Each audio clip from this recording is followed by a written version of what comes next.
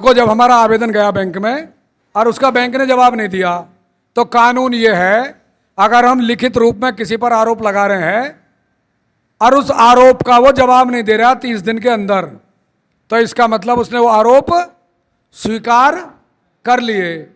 तो उस आवेदन के जाते ही और उसका जवाब ना देने का मतलब है कि लोन हमारा चुकता हो गया। हिसाब किताब बराबर कानून के आधार पर चुकता हुआ कि नहीं हुआ। अब लेकिन बैंक के साथ शासन, प्रशासन, पुलिस और सरकार ये खड़ी है। ये टोटल मिला के कितनी है, कितने होंगे? 1% मान लिया 1%, और हम कितने हैं? 140 करोड़।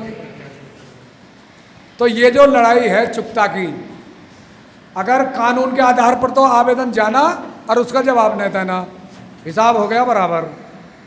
लेकिन अगर कोई जबरदस्ती करे, उसके लिए क्या है? उसके लिए हमारे पास संगठित होने के अलावा कोई रास्ता है?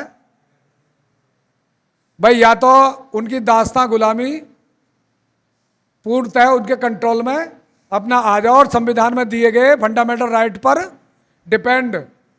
5 किलो राशन वो दे ही रहे हैं, रहने के लिए बड़े बड़े आपने देखे होंगे कबूतर खाने बन रहे हैं, वो सब गांव खाली होंगे और कबूतर खानों में वो बनी रहे नए नए। तो वहाँ अपना जाना है, देश पर से मालिकाना हक वो खत्म हो रहा है। उधर डीपॉपुलेशन का एजेंडा 2030 न्यू वर्ल्ड ऑर्डर वो भी बराबर जारी है। ऐसा उनका प्रयास है कि इस धरती पर केवल 50 करोड़ लोग रहने चाहिए, उससे फालतू वो नहीं है। 800 करोड़ की आबादी बताते हैं, 750 करोड़ लोग यहाँ से एजेंडा 2030 न्यू वर्ल्ड ऑर्डर के माध्यम से वो यहाँ से, और 50 करोड़ जो लोग रहेंगे वो पूरी तरह कंट्रोल, उनके लिए ये सारी व्यवस्था वो चल रही है। अगर ये मंजूर है तो मुझे कुछ भी कहना नहीं है, अगर ये मंजूर नहीं है तो ये लड़ाई ना तो मैं लड़ सकता हूँ, ना ये लड़ सकता, ना ये लड़ सकता है, ये लड़ सकता। लेकिन हम मिलकर के इस लड़ाई को लड़ ही नहीं सकते, हम जीत भी सकते हैं। अब हमारे सामने 2 रास्ते हैं। ऐसा कोई परिवार है भारत में जिसके परिवार में मरने का रिवाज ना हो? कोई परिवार है ऐसा? ये हमारे पहले से ही मरने का वो रिवाज है हमारे यहाँ। जिसके यहाँ ना हो अलग बात है। अब मरना, अब 2 रास्ते हैं, सड़कर या लड़कर। तो हमने तो चुना है लड़ने का रास्ता। क्यों?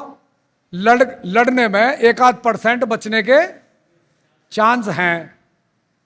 और हाथ पे हाथ रखे और देखे जी हम तो लड़े तो नहीं है, चाहे सड़के मर जा, तो मरना निश्चित है। अब सड़के मरना या लड़के मरना ये तय करना है हमको, और लड़ना है तो फिर सामूहिक रूप से मिल करके हमको लड़ना होगा।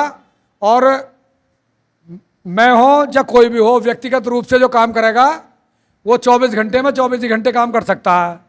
लेकिन हम इतने लोग बैठे हैं, अगर हम 24 घंटे में 1 घंटा भी काम करें तो अगर यहाँ 100 लोग हैं तो मिलकर के 100 घंटे काम कर सकते हैं और पता भी नहीं चलेगा। मैं रात दिन भी काम, फुल टाइम भी काम कराएं तो भी 24 घंटे में 24 ही घंटे काम किया जा सकता है, उससे ज़्यादा नहीं किया जा सकता।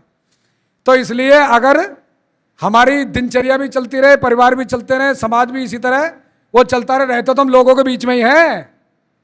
कुछ और बात ना करके अपना जनता सरकार मोर्चे के जो मुद्दे हैं उन पर हम बात करें। हमारे मुद्दे क्या हैं? कर्ज मुक्त भारत, ये हमको बनाना है। नंबर 2, जल जंगल जमीन और जानवर, इस पर निर्णय लोकल व्यक्ति लेगा, कोई बाहर का व्यक्ति उस पर निर्णय वो नहीं लेगा। 2 नंबर 3, जो हमारी रोटी बेटी माटी, जो भारतीय संस्कृति, भारतीय सभ्यता, हमारी परंपरा, रोटी और बेटी माटी का सम्मान वो वापस हमको वो लेना है, दिलाना है, स्थापित करना है। और जो हमारी व्यवस्था परंपरागत रही है, जिस पर हम सोने की चिड़िया थे, ज्ञान के क्षेत्र में, स्वास्थ्य के क्षेत्र में हम पूरी दुनिया को ज्ञान विज्ञान और तकनीकी देते थे, वो जो भारत था, वो जो व्यवस्था थी, वो थी खेत खेड़ा खाद की व्यवस्था। उस व्यवस्था को हमको स्थापित करना है। और शिक्षा, चिकित्सा, न्याय, कृषि, राजनीति और धर्म, इनका जो व्यापारीकरण, बाजारीकरण हुआ है, इनका मतलब पूंजीवाद ने जो इनको घेरा है, इनसे पूंजीवाद को से मुक्त वो करना है। ये जनता सरकार मोर्चे के मुद्दे हैं। अब हमारे बीच जनता सरकार मोर्चे के संस्थापक सदस्य डॉक्टर देवेंद्र भलारा जी हमारे बीच हैं। मैं उनसे आग्रह और निवेदन करूंगा कि वो हमारा मार्गदर्शन करें। धन्यवाद।